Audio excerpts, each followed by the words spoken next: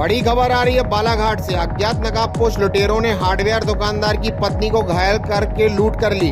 आपको बता दें, मामला है बालाघाट का, जहां पीड़ित आसाराम बसेन ने बताया है कि लगभग 8 बजे वह दुकान बंद कर अपने दोस्तों के साथ बाइक पर ग्राम सूरजा टोला वसूली करने के लिए जा रहा था। तभी रास्ते में आधे घंटे बाद उसकी पत्नी का फोन आया कि 2 लोगों ने उसे घायल करके रुपए की पेटी उठाकर ले गए हैं, जिस पर मैं तुरंत वापस दुकान पहुंचा। पत्नी ने बताया कि 2 लोग कीले लेने आए थे। जब मैंने मना किया कि दुकान बंद है तो वो जिद करने लगे कि हमें बहुत ज़रूरी चाहिए है, और आधा शटर खोल के जब मैं उनको कील देने लगी तब वह पीछे से अंदर आ गए और मुंह दबाकर मेरी आंखों में मिर्ची डाल दी।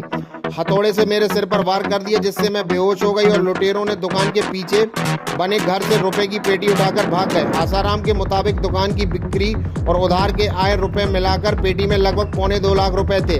आइए सुनते हैं आसाराम बसेन पीड़ित क्या बता रहे हैं और ज्ञानेश्वरी उनकी पत्नी क्या बता रही है पूरा मामला।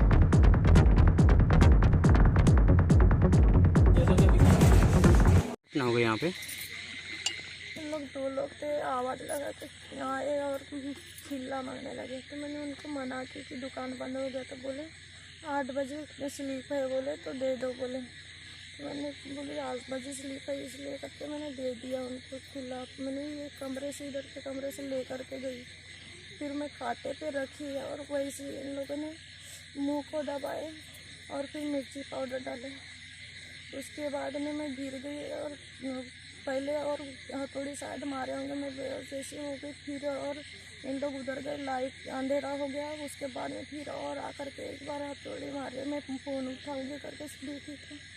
उसके बाद में पता ही नहीं, धुंधला धुंधला दिखा। उन लोग पेटी लेकर के गए तो कुछ उठा के लेके जाते दिखे। फिर बाद में मेरे को फ़ोन उठा रही थी, मेरी हिम्मत नहीं हो रही, फ़ोन न उठा पा रही थी और न खुद हाथ पर हिला के नहीं पा रही थी। कुछ चेहरा वगैरह जानते हैं उनका? कुछ सावले से हैं दोनों। मुंह में मास्क लगा था, एक ने सिर में और मुंह में बांधा हुआ था। कितने लोग थे टोटल? 2 लोग थे। हम लोग लड़के लोग हैं, ज़्यादा एज के नहीं हैं। तो करीबन उन लोग चले गए तो 2 मिनट के बाद में हाथ पूरा खून से भरा हुआ था, तो फ़ोन भी हैंग जैसे हो रहा था। फिर थोड़ा ठीक लगा तो मैं पीछे ड्रम तरफ गई और मुँह धोई। नीचे मैंने मोबाइल रखी तो वहाँ हथौड़ी जैसे लगा। आप अकेली थे यहाँ पे? हाँ, हथौड़ी था। उसके बाद में फिर हाथ धोई, उसके बाद में उनको फ़ोन लगाई मैंने। ठीक होगी लेकर गई थी पीछे। हाँ तो खिल मांगे होंगे उन्हें। हाँ तो वो चाबी लेके आई होगी, खिल निकाली यहाँ। हाँ यहाँ से खिल निकाली, दोनों पॉलीथीन में खिल पड़ा हुआ है। हाँ यहाँ से खिल निकाल के गई है वहाँ। हाँ। और उसके तो बाद जवाब आए थे यहाँ पे ताला खुला हुआ था क्या? ताला बंद हाँ था? सर, ये ताला खुला हुआ है। तो यहाँ का ताला कहाँ गया? ताला यहीं कहीं फेंका हुआ था, यहीं पे सामने रखा हुआ था। तो मैंने इसको टेबल पे बोला। टेबल रखा होगा ना, वही मिला हुआ। हाँ वही था सामने। तो तो फिर इसको मैं खुद लगा के गया था। तो फिर वो गए होंगे अंदर।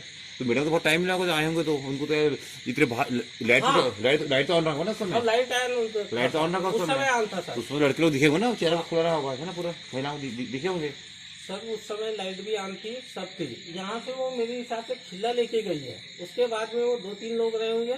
एक हाथ में वो डीपी गिरा दिया था, जो मेन स्विच होता है। नहीं, गिराए कब? खिले देने के बाद, निकालने के बाद? हाँ, वो तो कंडीशन वैसी दिख रही है मेरे को सर। नहीं समझे नहीं आप। हाँ, ये नहीं, खिला निकालने के बाद लाइट बंद की हम लोगों ने।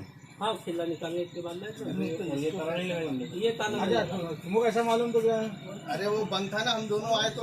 बताइए जानकारी। क्या नाम है आपका? आसाराम बसीन। क्या मामला हुआ यहाँ पे? सर मैं यहाँ से करीब 8 बज के 10 मिनट 5 मिनट पे मैं यहाँ से दुकान बढ़ा के निकला और कुछ समय बाद में मोगाँव पहुँचा। मोगाँव पहुँचने के बाद में कुछ समय क्या होता है, मैं डेली की आदत है मेरी कि मैं यहाँ से दुकान बढ़ाता हूँ तो 1-1.5 घंटे में मैं यहाँ पे आता था। मगर अचानक मैडम का फ़ोन आ गया। वो मेरे को 20-25 मिनट या उतना कन्फर्म नहीं कहूँगा, आधा घंटा हो गया था यहाँ से गया था। तो उनका फ़ोन आया तो मेरे को बोले अचानक रूल रोने की आवाज़ आई। बोले अजी मेरे को बचा लो। बोले कौन है? तो बोले खिल्ला लेने आया। बोले मेरे को फटाफट मार दें बोले पीछे से। बोले तो मैं तुरंत, तो मेरा दोस्त था विवेक शिवरे, वो मेरे साथ में थे। मैंने कहा भैया गाड़ी घुमाओ, हम जा रहे थे सुरजा टोला, किसी से पैसा लेना था। तो मैं सुरजा टोला जा रहा था। मैंने उनको तुरंत बोला गाड़ी तुरंत रिवर्स घुमाए, और तुरंत मैं वापस दुकान आया। दुकान आने के बाद देखा तो सामने का शटर बंद ही रहता है। कभी कोई चिल्लर सामान के लिए आते हैं तो हम ये वाले शटर से खोल के दे देते थे, ये पल्ले से। तो मेरी पत्नी की जो स्थिति थी वो गंभीर चोट, इधर सब जहाँ तहाँ चोट खाई थी। तो मैंने उनको पहले तो मैंने कहा पैसा कौड़ी अपनी जगह, लेन देन अपनी जगह, पहले मैंने कहा उनको डॉक्टर के यहाँ ले जाओ। ब्लड बहुत निकल रहा था, तो मैंने डॉक्टर के यहाँ भिजवाया उनको। और उसके बाद में सर अब जो भी घटना है वो मेरी पत्नी बताएगी। कुछ पैसे दिन भर के जो हिसाब किताब रहता है उनको आइडिया नहीं रहता, मेरे लेन देन में ज़्यादा वो नहीं करते। कभी कभी मैं उधर से आने के बाद काउंटिंग करता हूँ पैसे का। मैं काउंटिंग का मैं कल ही बता पाऊँगा कि मेरे काउंटर से कितना पैसा गया और क्या सामान गया। अभी कुछ मोटा मोटा बताएं क्या क्या मोटा था? तो साहब मेरे पास 1 लाख रुपए एक सज्जन ठेकेदार ने कल दिया था, वो भी यहीं रखा था। और ये पैसे की जानकारी मेरी पत्नी को नहीं है। दूसरी चीज़, आज एक आदमी ने, और मुरझड़ का आदमी था, 20,000 रुपये उसने दिया था। एक पंडित जी थे मोगाँव के, उनने 10,000 रुपये ला के दिए थे करीब करीब 2 बजे, तिवारी जी करके। और चिल्लर बिक्री हुई थी तो 30-35 हज़ार रुपये चिल्लर बिक्री का था। और घर का कुछ सामान बाकी वगैरह? बाकी घर का सामान तो मैंने देखा तो कुछ समझ में नहीं आया मेरे को अभी कि कुछ ऐसा कोई सामान। अब मेरी दुकान में ऐसा ले जाने लायक कोई सामान ही नहीं है। बस इतना है कि लोहा लंकड़ की दुकान है, सीमेंट वगैरह की दुकान है, बड़ा पैसा आता है, बड़ा पैसा दिखता है इसमें।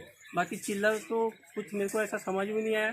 चिल्लर खेलो का चोर भी लेता 2 किलो 4 किलो, तो ये भी नहीं बताता। पैसा का भी मैं परफेक्ट नहीं बता सकता क्योंकि उसमें से कई लोगों को लेना देना भी पड़ता है दिन भर।